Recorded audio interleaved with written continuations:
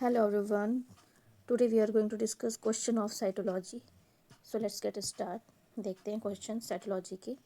तो first question है, कुछ बेसिक क्वेश्चन से एडवांस लेवल पे चलेंगे. ठीक है, सो देखते हैं. So the term cell was coined bye.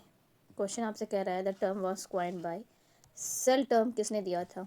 हमारे रॉबर्ट ब्राउन ने दिया था, रॉबर्ट हुक ने दिया था, एंटोनी वॉन लेवनहुक ने था, थियोडोर शॉन ने दिया था.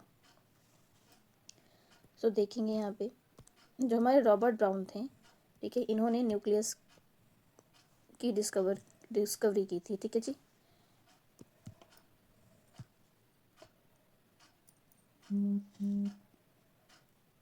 थियोडोर शॉन ने सेल थ्योरी को बताया था.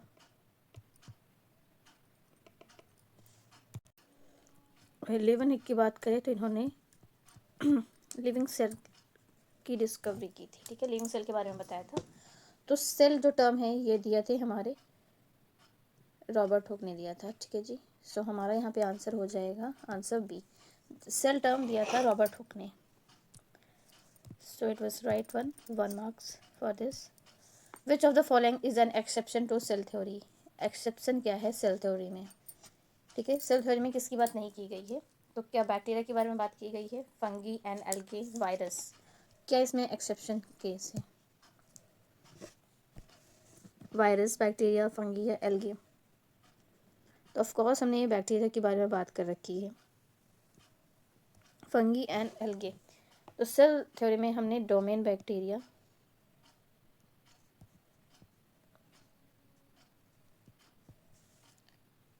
एंड डोमेन आर्की की बात कर रखी है. ठीक है,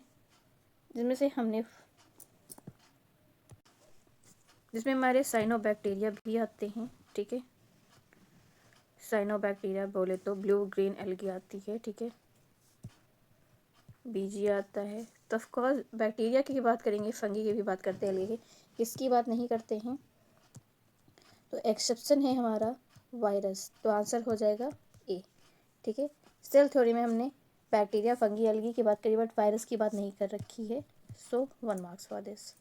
the outermost covering of plant cell. Plant cell की जो आउटर मोस्ट कवरिंग है वो किससे बनी हुई होती है? ओके, तो आपसे बहुत ही घुमा क्वेश्चन. पहली बात आपको पता होना चाहिए कि outermost covering plant cell की क्या होती है. तो क्या होती है? सेल वॉल होती है.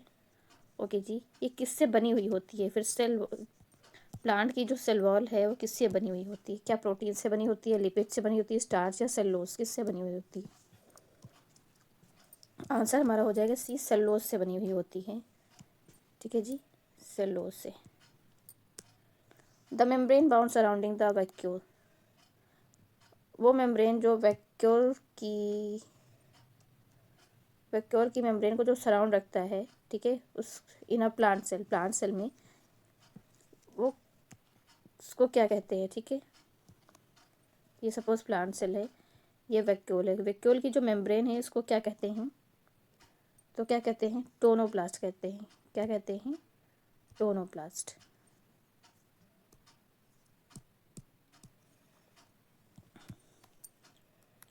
यहीं हम देखेंगे एमाइलोप्लास्ट और इलायोप्लास्ट क्या होता है. तो देखेंगे यहाँ पे हम. तो जो अमाइलोप्लास्ट होता है और जो इलियोप्लास्ट होता है ये दोनों क्या हैं? एक ल्यूकोप्लास्ट का टाइप है. ठीक है, ल्यूकोप्लास्ट के टाइप है. वहीं जो अमाइलोप्लास्ट होता है ये क्या? Starch storing plastic. ठीक है, वो प्लास्टिक जो स्टार्च को स्टोर करते हैं. और इलियोप्लास्ट क्या होते हैं? जो ऑयल को स्टोर करते हैं,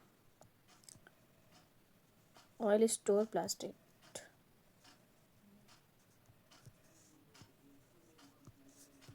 ठीक है.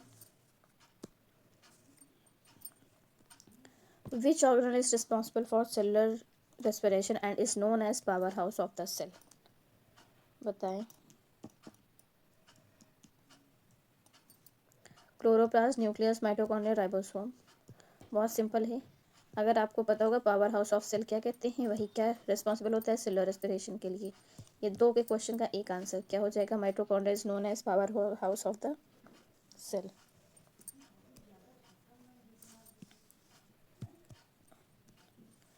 Prokaryotic cell lacks. Prokaryotic cell में क्या नहीं होता है? सेल मेम्ब्रेन नहीं होता है? होता है। क्या राइबोसोम होता है? ऑफ कोर्स होता है। किस टाइप का होता है? 70S टाइप का होता है। क्या डीएनए होता है? ऑफ कोर्स होता है। होता है, स्मॉल होता है और सर्कुलर होता है। डीएनए मॉलिक्यूल उसको क्या कहते हैं? न्यूक्लियोइड कहते हैं। तो क्या नहीं होता है? तो हम बताएंगे किसकी कमी होती है? एक ट्रू न्यूक्लियस की कमी होती है, ठीक है। Of course this is right answer. Why lysosomes known as suicidal bag?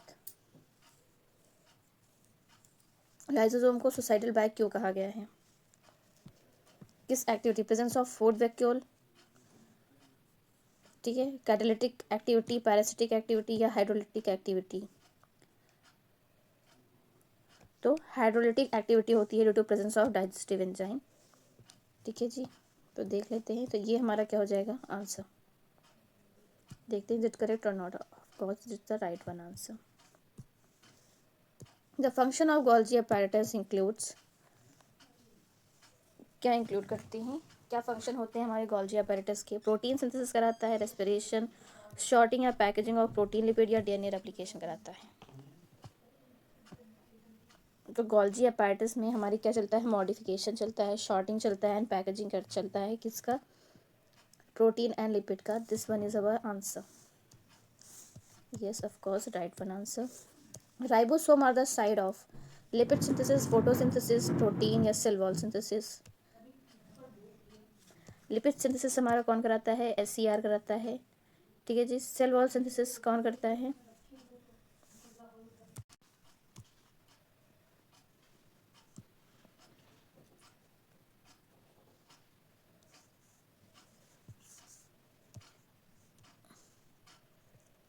और गोल्जी अपैरेटस भी क्या कराता है? सेल वॉल की सिंथेसिस कराता है, हमने नोट्स में देखा था, ठीक है। तो आंसर आपका करेक्ट क्या हो जाएगा यहाँ पे कि ribosome are the site of protein synthesis. Okay जी, सी आंसर हो जाएगा हमारा। देखते हैं,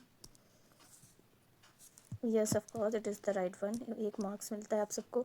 द 2 सब यूनिट ऑफ यूकैरियोटिक राइबोसोम, ठीक है। तो हमने प्रोकैरियोटिक में देखा था 70S और यूकैरियोट में हमने देखा 80S। तो 80S राइबोसोम्स के 2 सब यूनिट कौन कौन से होते हैं? देखिए 70S राइबोसोम का के भी 2 यूनिट होते हैं, एक स्मॉल होता है, एक लार्ज यूनिट होता है, एक स्मॉल। तो इसका होता है 50S एंड 30S, इसके सब यूनिट होती हैं 70S के। And S stand for the Svedberg unit. वहीं अगर 80S की बात करें तो इसकी सब यूनिट कौन कौन सी होती हैं? 60S एंड 40S, ठीक है जी। तो 60S एंड 40S हमारा आंसर क्या हो जाएगा? Answer B, 60 and 40S। Peroxisome in plant cell are primary concern with. Peroxisome जो प्लांट सेल में हमारे पाए जाते हैं, ये किस लिए जाने जाते हैं? बताएं। लिपिड मेटाबॉलिज्म के लिए, photo respiration, synthesis of protein या ग्लाइकोजन स्टोरेज? बताएं विच one is the right one. क्या लिपिड मेटाबॉलिज्म कराता है परऑक्सीजोम, या फिर सिंथेसिस ऑफ प्रोटीन कराता है, ग्लाइकोजन स्टोरेज करता है, क्या करता है?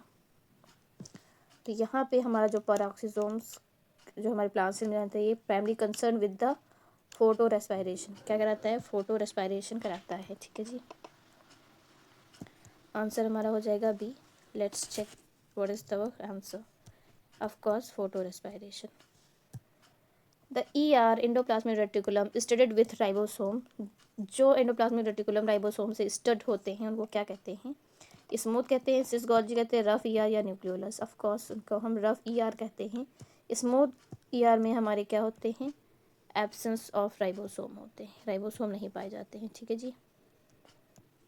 तो ये हमारा हो जाएगा answer C, yes rough ER। 1 marks मिलते हुए।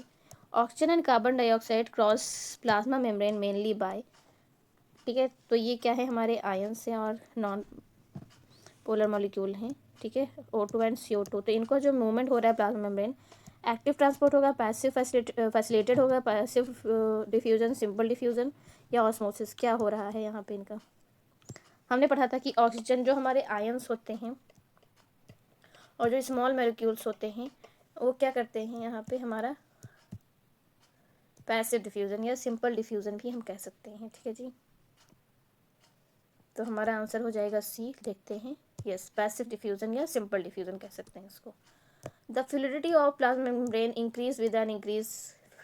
प्लाज्मा मेम्ब्रेन की फ्लूइडिटी कब बढ़ती है, कौन सी चीज़ वो बढ़ती है जिससे हमारी प्लाज्मा मेम्ब्रेन की फ्लूइडिटी इंक्रीज हो जाती है। तो क्वेश्चन कहता है the fluidity of plasma membrane increase with an increase in what? Saturated fatty acid, unsaturated fatty acid, phospholipid content, glycolipid content.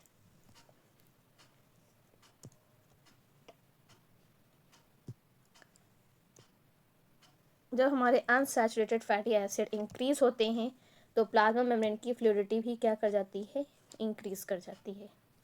ठीक है, ये आंसर हो जाएगा और इसे आप याद भी रखना कि unsaturated fatty acid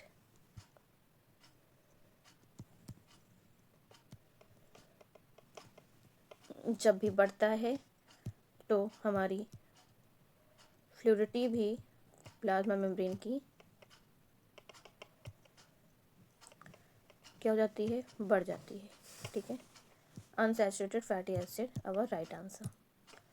integral protein हमने पढ़ा था, स्टडीड इफेक्टिवली यूजिंग, किस लिए, इसका यूज़ किस लिए किया जाता है? एटॉमिक फोर्स माइक्रोस्कोपी के लिए, electron microscopy, freeze fracture technique के लिए, क्रायो सेक्शनिंग या इलेक्ट्रॉन माइक्रोस्कोपी के लिए, किसके लिए? ऑफ कोर्स इन सारी माइक्रोस्कोपी के बारे में हमने पढ़ा नहीं है, बट हम लेटर हम डिस्कस कर लेंगे इसको। क्या होगा आंसर यहाँ पे? इलेक्ट्रॉन माइक्रोस्कोपी तो करते ही हैं। ठीक है, इलेक्ट्रॉन माइक्रोस्कोपी तो होती है, साथ में हमारा और क्या होगा, क्रायो सेक्शन या फ्रीज फ्रैक्चर। तो यहाँ पे हमारा आंसर करेक्ट है, आंसर सी। ठीक है, फ्रीज फ्रैक्चर टेक्निक हमारी रहती है और इलेक्ट्रॉन माइक्रोस्कोपी। तो integral membrane protein can be studied effectively using freeze fracture technique का यूज़ करके हम लोग क्या इंटीग्रल मेम्ब्रेन प्रोटीन के बारे में पढ़ते हैं।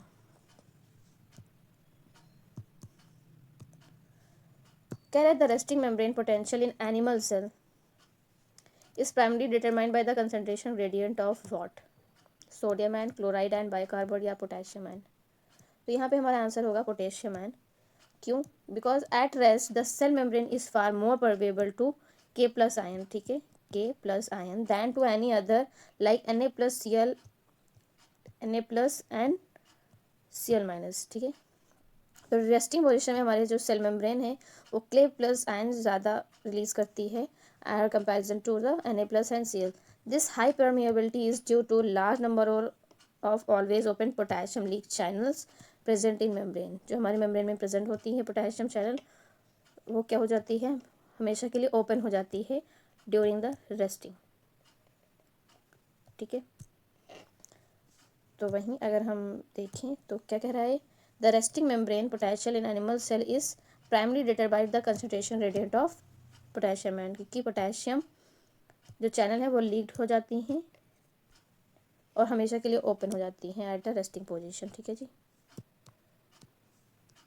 देखते हैं आगे। कह the stage in cell cycle include G1 S and G2 phase is called.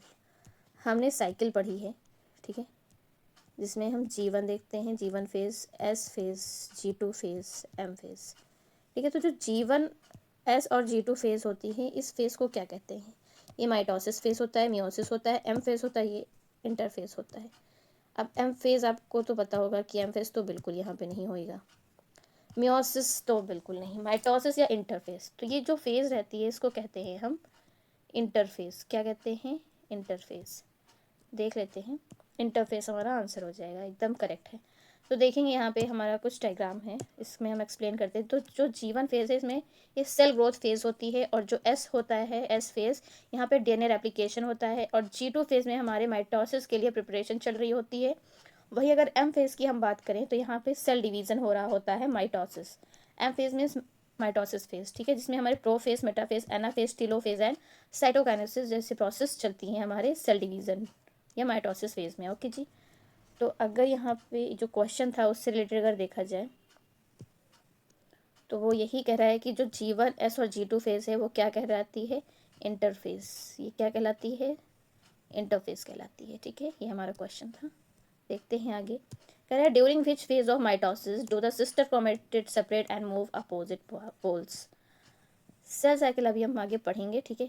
इसमें क्या कह रहा है, जो सिस्टर क्रोमेटिड हैं वो अपोजिट पोल्स पे पहुंच जाती हैं, वो कौन सी फेज होती है।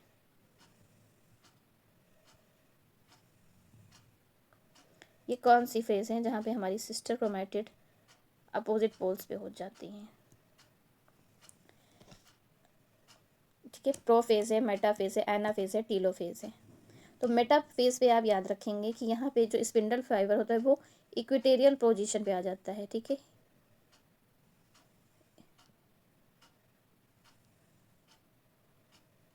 ठीक है जी। तो ये जो फेज होती है ये फेज होती है एनाफेज, जहाँ पे क्या होती हैं, जो सिस्टर क्रोमेटिड हैं वो सेपरेट हो जाती हैं और अपोजिट पोल्स पे मूव कर ले जाती हैं, ठीक है।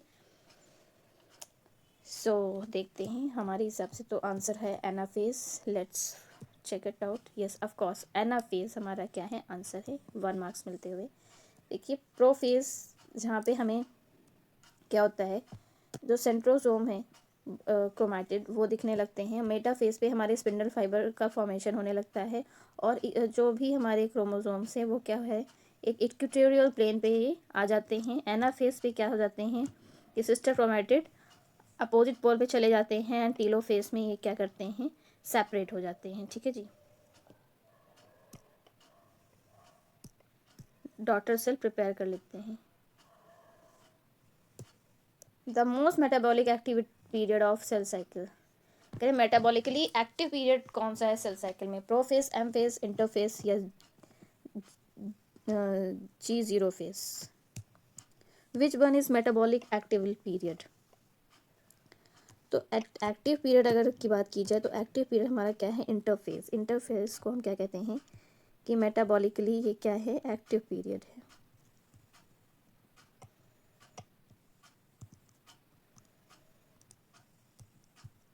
ठीक है, तो ये हो जाएगा हमारा आंसर यहाँ पे C. Let's check. Yes of course answer C. कह रहे पॉलीसोम या पॉलीराइबोसोम रेफर्स टू, इसका क्या मतलब होता है, many transfer RNA molecule associate with mRNA, या many ribosome associate with single mRNA, या many polypeptide associate with the single transfer RNA, या many rRNA molecule clusters together. Polysome या पॉलीराइबोसोम का क्या मतलब है यहाँ पे।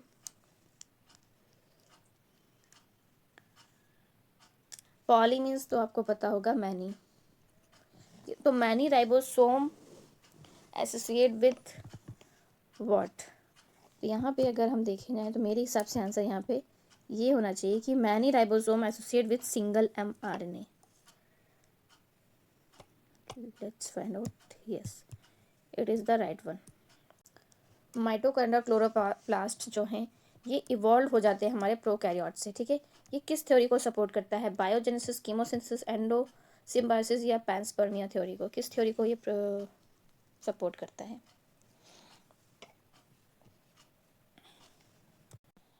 इसका आंसर होगा एंडोसिम्बायोसिस। ये थ्योरी क्या कहती है हम लोग देखेंगे यहाँ पे।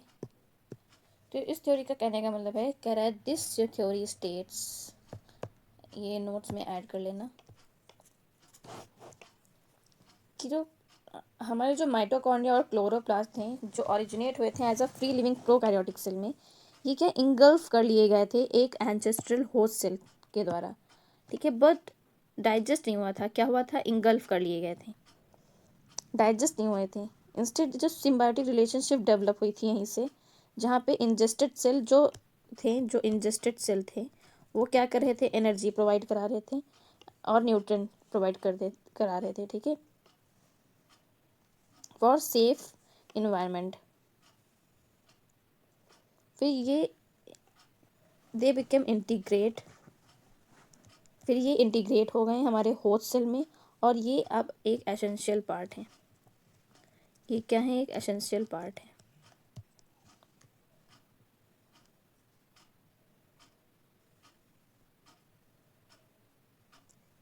तो इसके बारे में हम लिखेंगे, एक अच्छा सा पॉइंट लिखेंगे इसके बारे में, क्या लिखेंगे,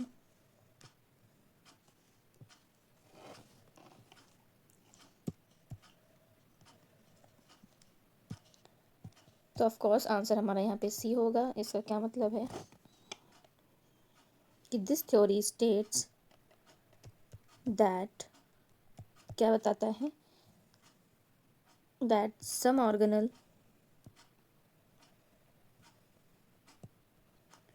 like mitochondria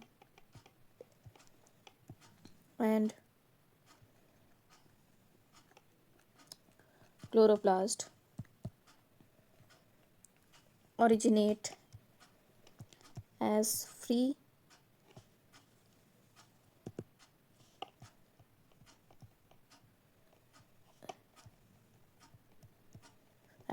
living prokaryotic microbes, ठीक है जी, that were, जो क्या कर लिए गए थे, इंगल्फ कर लिए गए, that were engulfed by larger host cell।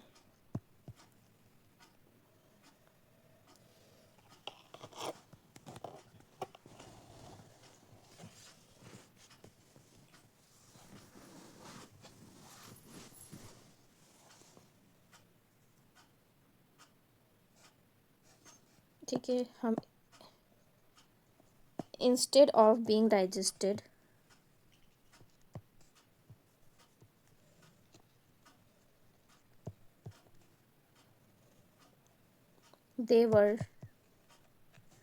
they developed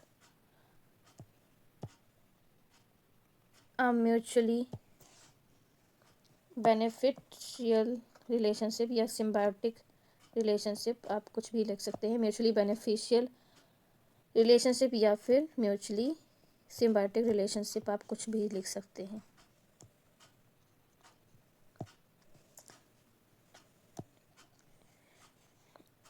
and became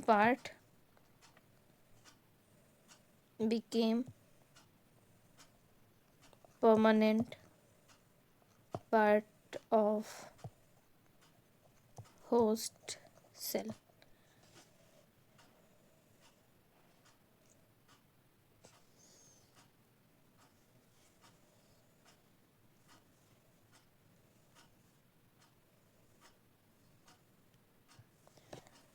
ठीक है, तो ये समझ में आया इतनी बात।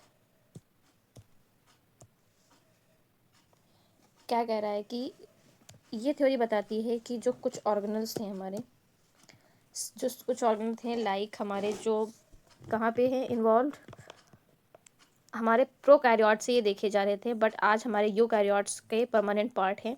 तो जो हमारे माइटोकॉन्ड्रिया क्लोरोप्लास्ट की बात चल रही है, ये हमारे फ्री लिविंग प्रोकैरियोट माइक्रोब्स में देखने को मिले थे, जो एक इंगल्फ कर लिए थे एक लार्ज होस्ट सेल के द्वारा। ठीक है, instead of being digested, digest होने के बावजूद भी ये क्या है, एक mutually beneficial relationship, means symbiotic relationship हमारा बनाए रखे हुए हैं, कहाँ पे, हमारे होस्ट सेल के थ्रू के बीच। ठीक है, और ये एक परमानेंट पार्ट है हमारे होस्ट सेल का, मीन्स यूकैरियोटिक सेल का। ये एंडोसिम्बायोसिस की कहानी है यहाँ पे, तो ऑफ कोर्स यहाँ पे हमारा एंडोसिम्बायोसिस हो जाएगा।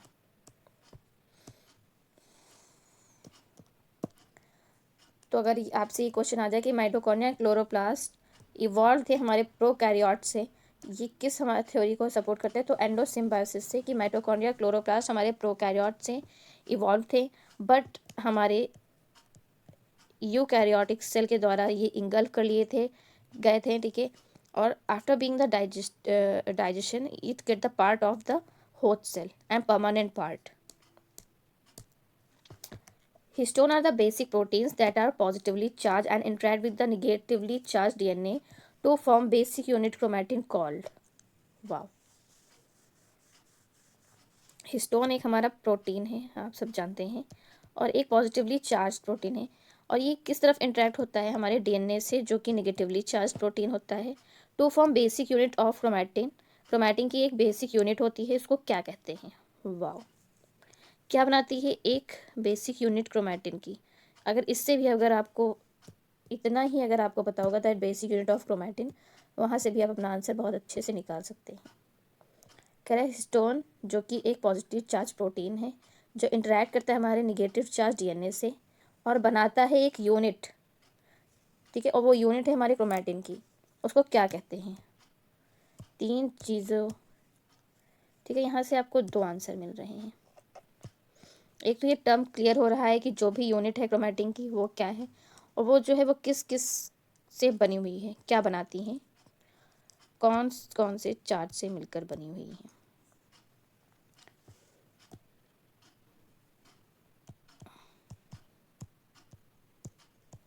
Togetherly form what?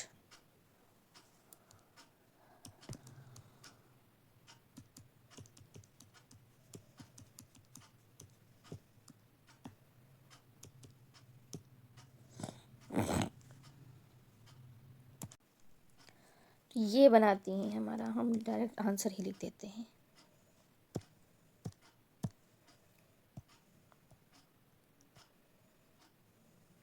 Nucleosome, DNA plus histone is known as nucleosome. ठीक है, तो हिस्टोन की बात करें तो कोर ऑफ हिस्टोन प्रोटीन हमारे क्या होते हैं? एक ऑक्टामर प्रोटीन होती है। क्या होती है? ऑक्टामर प्रोटीन, या कॉम्प्लेक्स ऑफ 8 प्रोटीन भी कह सकते हैं, जो 2 कॉपीज़ बनाती हैं। क्या बनाती हैं? 2 कॉपीज़ बनाती हैं ऑफ, ठीक है, ईच 4 डिफरेंट प्रोटीन। 4 प्रोटीन है जिसकी 2 कॉपी बनाती हैं, तो 4 टू ज़ा 8 मीन्स 8 हो गए। ठीक है, वो डिफरेंट प्रोटीन कौन सी है? तो हो गया हमारा H2A, एक हमारा हो गया H2B, एक हो गया हमारा H3, एंड ये 4th वन हो गया हमारा H4। इनकी सबकी 2 कॉपी ले लो, 2 2 2 2, ये टोटल कितनी हुई? 8 हुई। तो 8 histone protein interact with the negative charge DNA, और ये डीएनए के कितने बेस पेयर होते हैं?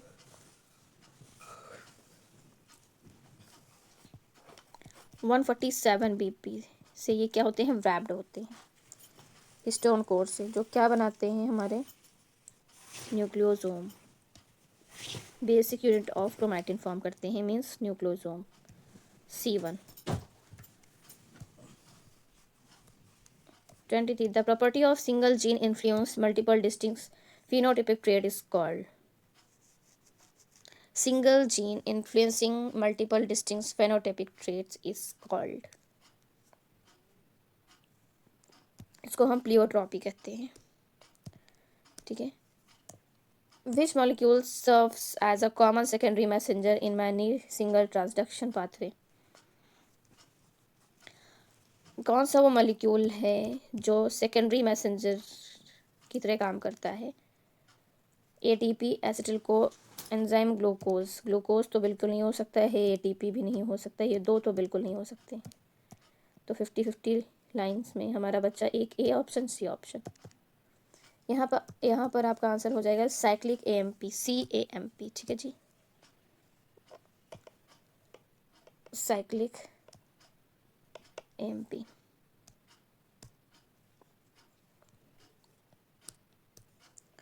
ट्वेंटी 25 देखेंगे, primary role of G protein coupled receptor means, G protein coupled receptor means क्या होता है? Extracellular signals. ठीक है, यहाँ पे किसकी बात चल रही है? Extracellular signals. और ये एक्स्ट्रा सेलुलर सिग्नल्स कौन कौन से होते हैं हमारे? जैसे कि हार्मोन एंड न्यूरोट्रांसमीटर।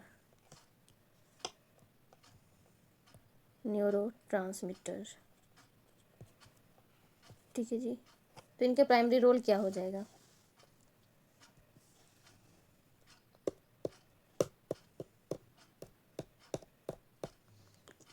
तो ये जो हमारे GPCR रिसेप्टर्स होते हैं, ये एक्टिवेट होते हैं और क्या बनाते हैं? हेट्रो ट्राइमेरिक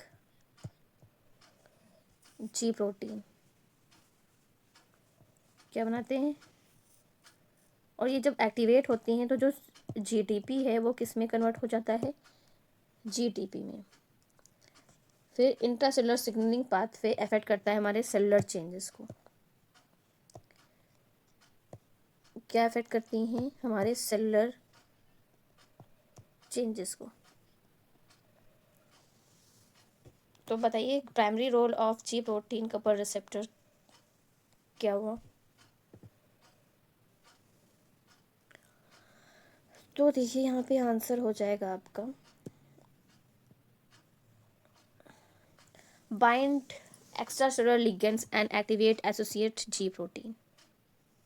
ठीक है, क्या? जी protein.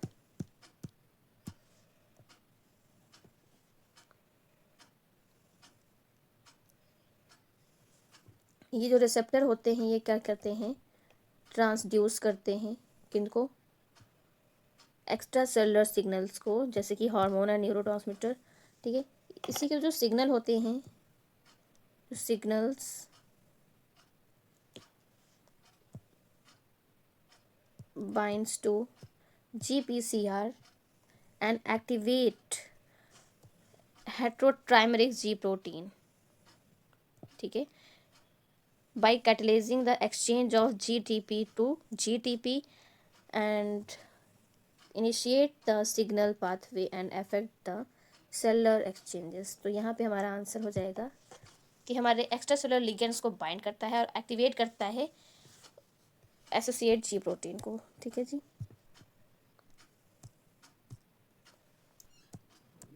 F0 F1 ATPase means ATP synthase is located in which part of mitochondria?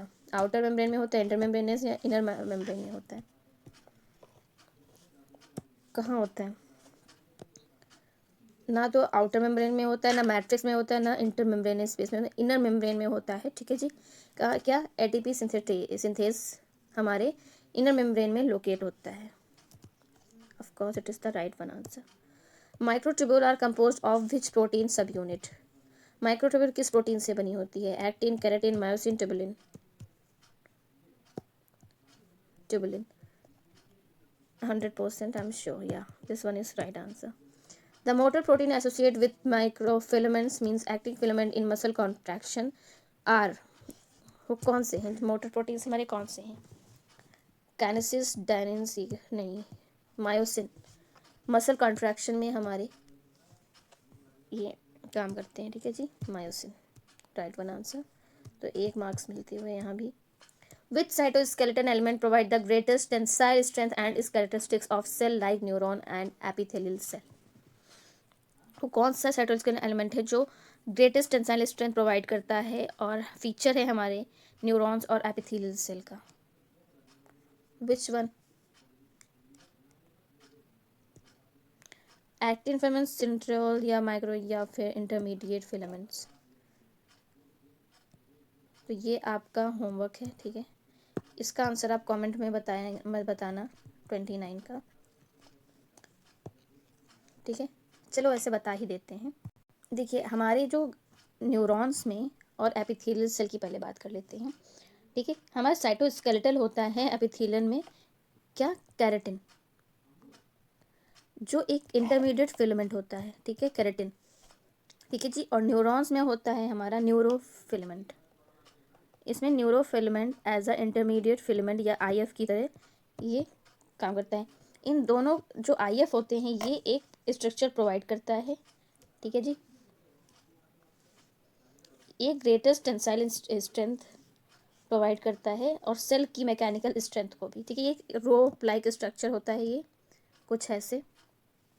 ठीक है, जो हाईली डायनामिक होता है। ठीक है, परमानेंट एंड मोर स्टेबल रहता है। इसकी स्टेबिलिटी भी बहुत ज़्यादा होती है और परमानेंट स्टेबल रहता है। कैरेटिन हमारे कहाँ होते हैं? एपिथेलियल सेल में, जो इंटरमीडिएट फिलामेंट की तरह काम करता है, और न्यूरॉन्स में neurofilament as a intermediate filaments की तरह अपना रोल प्ले करता है। ठीक है जी।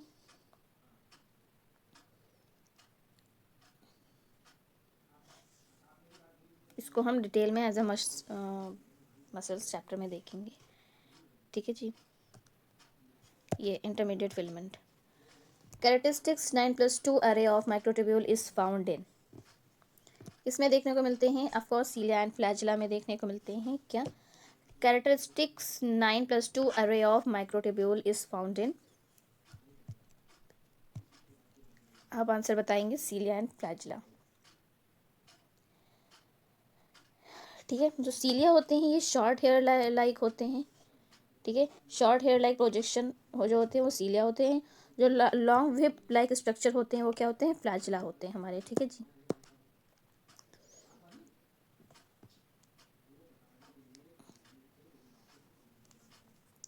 जो कि 9+2 अरे सॉरी, जो 9+2 अरे कह रहा है, ये जो 9 पेयर्स के क्या होते हैं, 9 डबलेट्स होते हैं,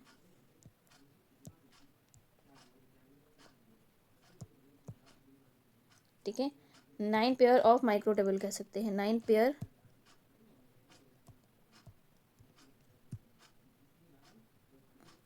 माइक्रोट्यूब्यूल, ठीक है। वहीं पे अगर बात करें 2 सिंगलेट होते हैं, सिंगलेट बोले तो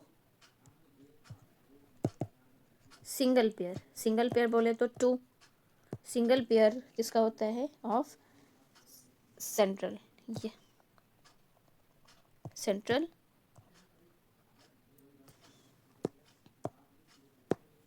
माइक्रोट्यूब्यूल, ठीक है जी।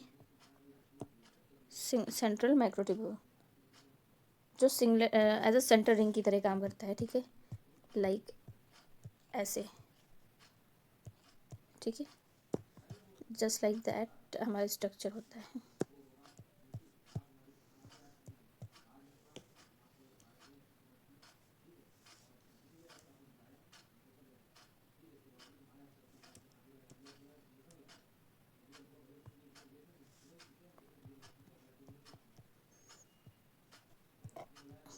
एक 2 3 4 5 6 7 8 9, ठीक है।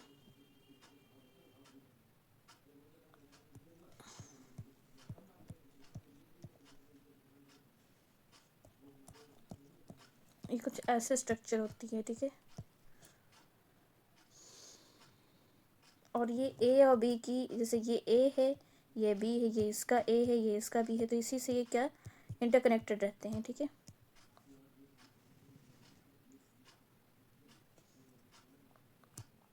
देख लेते हैं, ये थोड़ा अच्छे से देखते हैं।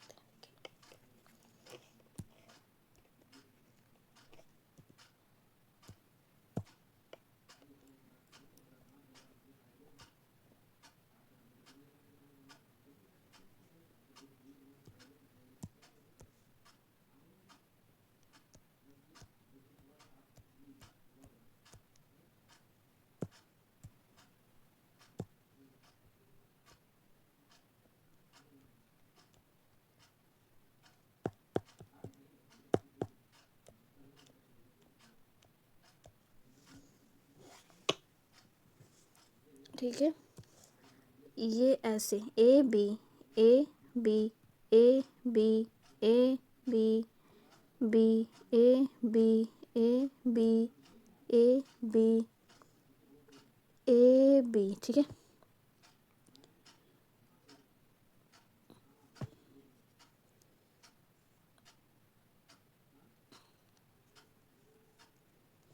तो ऐसी एक स्ट्रक्चर होती है 9+2 वाली माइक्रोट्यूब्यूल्स की, ठीक है। डिटेल में हम देख लेंगे। ऑफ कोर्स हम जब वो कराएंगे, जो आपको ग्लाइकोलिसिस, ये सारे साइकिल्स जब हम आपको कराएंगे तो उसमें हम लोग डिस्कस कर लेंगे। चलिए देखते हैं। Next one 31, the site of ribosomal RNA synthesis and assembly of ribosome subunit in nucleus is. RNA के सिंथेसिस और राइबोसोम सब यूनिट की राइबोसोम सब यूनिट असेंबल हमारे न्यूक्लियस में कहाँ होते हैं, न्यूक्लियोप्लाज्म में, क्रोमैटिन में, न्यूक्लियो एनवेलप में। तो 50-50 हम लेंगे, न्यूक्लियोप्लाज्म और क्रोमैटिन में तो नहीं होगा, सॉरी, क्रोमैटिन और न्यूक्लियर एनवेलप में तो नहीं होगा। बताइए न्यूक्लियोप्लाज्म या न्यूक्लियोलस, हमारा आंसर हो जाएगा न्यूक्लियोलस, ठीक है जी। Nucleolus is the site of RNA synthesis and assemble the ribosome subunit in nucleus. ये आप याद कर लेना। कुछ पॉइंट्स अगर जो नहीं लिखे हुए हैं वो आप नोट कर लेना इन क्वेश्चन से। क्वेश्चन भी आपके बहुत इंपॉर्टेंट है। Which type of RNA carries genetic code from DNA nucleus to ribosome for protein synthesis. बताएं वो कौन सा RNA है जो जेनेटिक कोड को कैरी करता है DNA से और वही हमारी क्या करते हैं, राइबोसोम फॉर प्रोटीन सिंथेसिस, वही आरएनए कराता है। कौन सा RNA? Ribosomal RNA, tRNA, messenger RNA, कौन सा आरएनए है बताएं? mRNA. Messenger RNA is the type of RNA which carries the genetic code from the DNA nucleus to ribosome for protein synthesis. Okay ji, right one. Euchromatin is different from heterochromatin because euchromatin जो है heterochromatin से different होती हैं। क्यों? Densely packed होती हैं and transcription inactive होते हैं, परमानेंटली कंडेंस होते हैं, या न्यूक्लियस की पेरिफेरी साइड पे लोकेट रहते हैं, या लूजली पैक्ड रहते हैं, या ट्रांसक्रिप्शन एक्टिव रहते हैं, या फाउंड एक्सक्लूसिव ड्यूरिंग माइटोसिस। बताएं क्या होगा? यूक्रोमेटिन जो होते हैं वो लूजली पैक्ड होते हैं एंड ट्रांसक्रिप्शनली एक्टिव होते हैं। देखते हैं, yes it is the right one answer. The process by which cell engulf large particle or other cell is known as।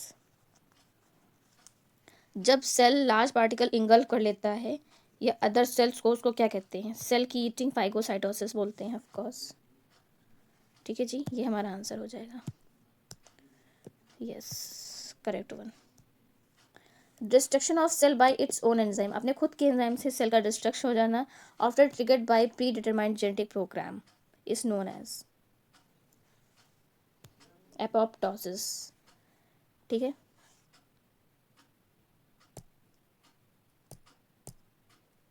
ER is a critical for synthesis of protein that are destined for। ER हमारा synthesis of protein कराता है। ठीक है जी। और किस लिए ये और जाना जाता है? ठीक है, बताएं। Cytosol only, nucleus only, mitochondria, secretion the plasma and ER lysosomes lumen. बताएं। तो प्रोटीन की सिंथेसिस तो कराता है ये, सिक्रीशन भी कराता है, the plasma membrane and ER Golgi and lysosome lumen.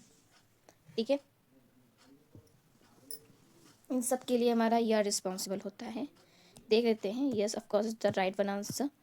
सो आपके करेक्ट आंसर हैं मेरे साथ साथ। आप ऑफ कोर्स अगर ये वीडियो देख रहे हैं तो आप लोग साथ साथ में हमारे आंसर अपना टिक आउट करते रहिए एकदम ऑनेस्टली, और बताएं कितने आपके करेक्ट गए हैं, कितने इनकरेक्ट हैं।